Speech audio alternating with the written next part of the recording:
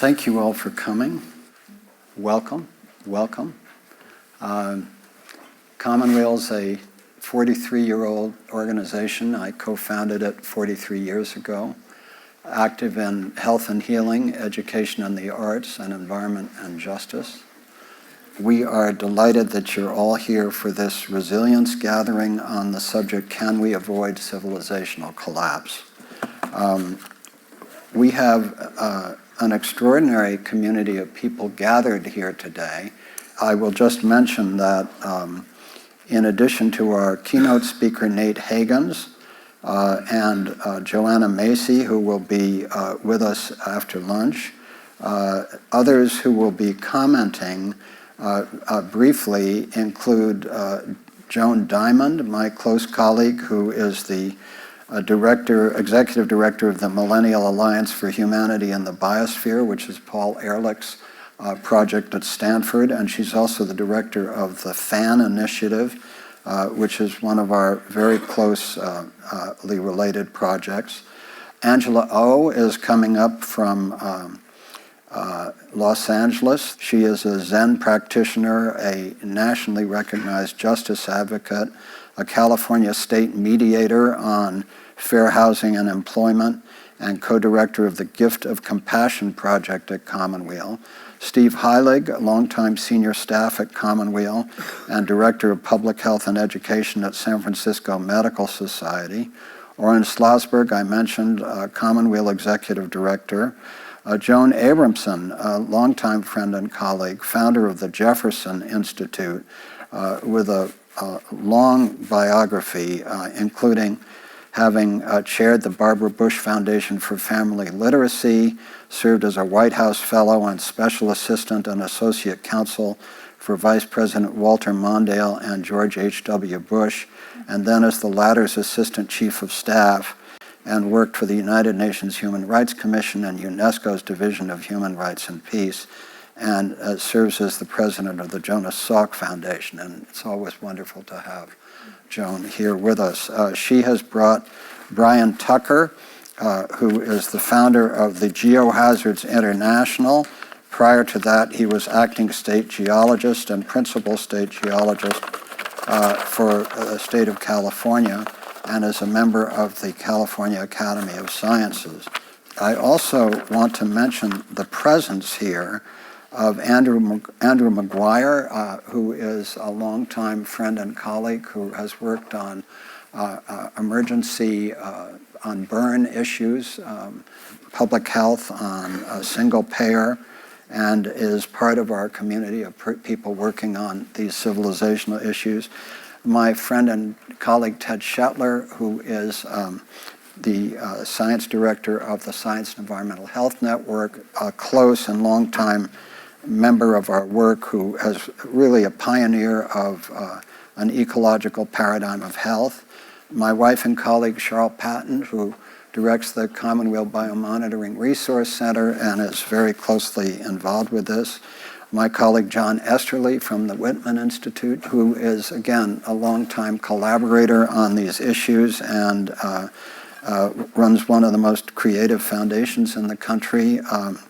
Melinda Stone, who has done many things, but really has given a lot of thought to millennial engagement with the issues that we're talking about, and is an extraordinary professor of film work, and engineered the transfer of a large piece of land to public use in Bolinas. James Stark, the past co-director of the Commonweal Garden and the current and continuing co-director of the Regenerative Design Institute, now part of our community up on Whidbey Island. Joan Evans, who is a Zen teacher and a philanthropist with a long history of engagement with our work. Diana Cohen, philanthropist with a long time engagement with our work. And last but certainly not least, and there are many others I could mention, Richard Heinberg of the Post-Carbon Institute. And if I'd known Richard was coming, I would have reserved a speaking slot for him, but we officially with his permission, add the Post-Carbon Institute as one of the co-sponsors of today. Richard is really, along with Nate Hagens, one of the true public intellectuals that is doing some of the most important work in the country and the world. And the Post-Carbon Institute and its analog, the resilience.org, really among the cluster of small NGOs working on these issues, is really extraordinarily important. So that's just kind of a brief overview of some of the folks who are going to be here.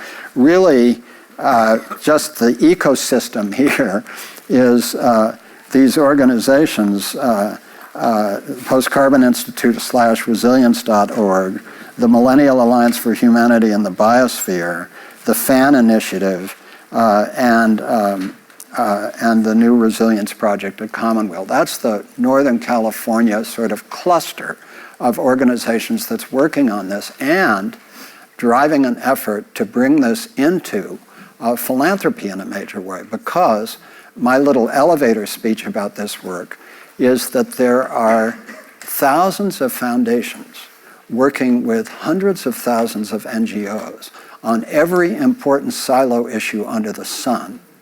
But there are almost no foundations and just a handful of NGOs working on the whole enchilada, working on the global problematique, the global challenge, the human dilemma, whatever we want to call it, which is the intersection of all the major stress vectors, whether you count a dozen, which is what the FAN Initiative has on its beautiful website, or we count about 24, but it's 24 and counting. And the point is that an even greater threat than the two core issues that you always hear about, which is climate change and justice. You know, when people talk about what are the major issues that are facing us today, climate change and justice are the two issues that people talk about. But in fact, actually, the greatest threat to humanity and the biosphere goes far beyond climate change and justice. It's these dozen to 24 interacting things, and our projects tend to be what we call trigger agnostic, which means we don't know what will likely set off increasingly great future shocks and the possibility of civilizational collapse. All we know is that the interactions and the feedbacks are what is truly far more imminently dangerous than climate change alone. So I'm going to just scroll briefly through this as an introduction. The Resilience Project at Commonweal, which continues our work of 40 years on these issues, is a learning community committed to understanding and responding to the global challenge. Can you scroll up? The global challenge is the sum of all the stressors changing the world, including effects on people and the planet. It's an unprecedented global systems problem that we need to understand and respond. Let's scroll. The biosphere stressors include climate change, sea level rise, changing weather, biodiversity loss at 10,000 times normal, toxification of all life, insect Armageddon, ocean acidification, dead zones, plastics, fish and plankton depletion, declining and polluted freshwater, depleted topsoils, vanishing forests, and much more. Scroll up, please. Social stressors include poverty, racism, and injustice, unsustainable economic growth and global debt, vulnerable financial systems, supply chains, and power grids, population overshoot, refugee migration and resource competition, uncontrolled technologies, including artificial intelligence, biotech, nanotech, robotics, and cyber threats, dysfunctional geopolitics, failing states and outdated institutions, war, terrorism, and nuclear threats, and excess military expenditures that are needed to address the global challenge. And scroll up, please. So, most people respond with this. Let's not think about it. They have very good reasons. It's not unreasonable. First, it's overwhelming. Second, people don't see how they can make a difference. Third, they want to focus on things they can change. And fourth, and honestly, they have more important things to think about in their lives, much more important. We understand. We're not here to argue. We're here for those who choose to think about it. Okay? Scroll up. So this is the greatest threat that we face. And not only individuals, but most institutions, governments, corporations, international institutions, and civil society avoid thinking, don't see how they can respond, focus on critical sectoral issues, largely ignore future shocks, and don't prepare. Scroll. So being prepared, if we prepare, future shocks may be more survivable. Those who choose to prepare may focus on building resilience for themselves and their families, resilient communities and networks, resilient governments, businesses, and civil society, resilient knowledge systems and consciousness. We care about all 4 forms of resilience work. Scroll up. So there is real hope, and this is critically important, that to be pulled into a purely negative view of this is really simply inaccurate.